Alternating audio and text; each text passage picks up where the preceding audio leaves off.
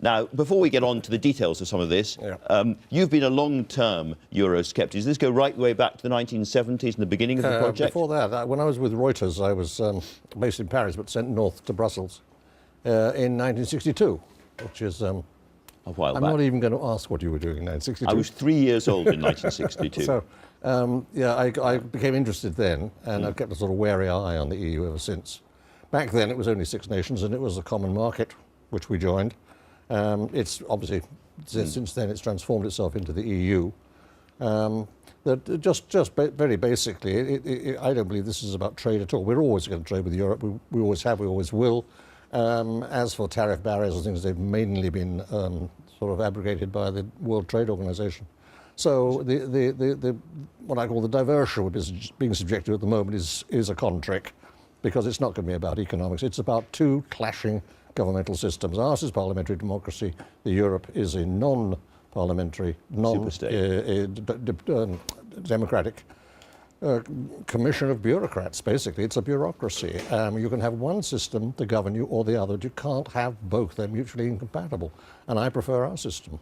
Now, I called you earlier on an MI6 man, very carefully, not calling you an agent, you weren't paid and so forth, but you know a lot about MI6. We can't have a spook on this programme, it's not done, ask about whether or not we would be more or less secure in terms of intelligence in or outside the EU. But I wonder, you're still in touch with that world, what you think? I have a few contacts in it. Basically, I think an example, is the discovery of this enormous list of ISIL terrorists, their sort of CVs. It's huge, and like so many things, it was an Anglo-American discovery, coup, if you like. Had nothing to do with the EU, and therefore, were we not in the EU, I don't think there'd be any damage to our security system. We would cooperate as we always do on a bilateral basis with those who have a damn good counterintelligence service, like the Italians and the Germans and the French.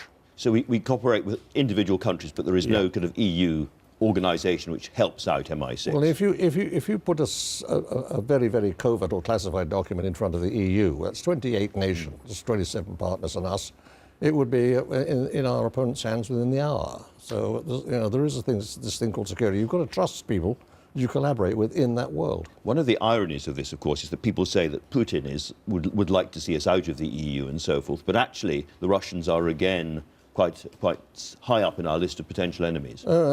Yes, a newly resurgent Kremlin is indeed a worry.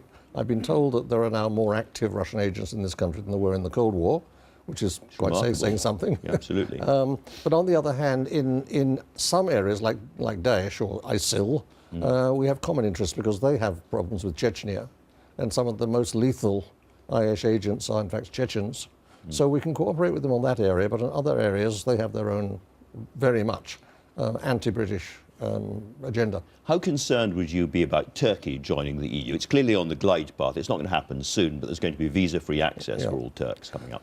Well, it's a major security problem because it is the big land bridge between the terror zone and Europe.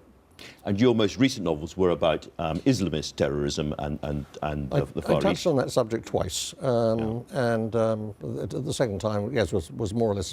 I just chose Al-Shabaab, which is the Somali terror group. But I mean, there are about 20 now.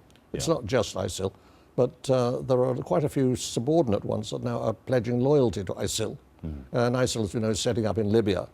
So, this is a long-haul fight. You've been a long-term monarchist and supporter of the monarchy. What do you think about the Queen being dragged into this? Do you have some sympathy with Buckingham Palace throwing it? Yes, well, we're talking about a lunch that took place about 4 to 5 years ago. I happened to take the view it wasn't the source, if source there was, if it wasn't an invention by the media, actually probably didn't come from any of the 4 notable guests that day. I suspect I know where the source was, and it wasn't any of them, least of all poor Michael Gove.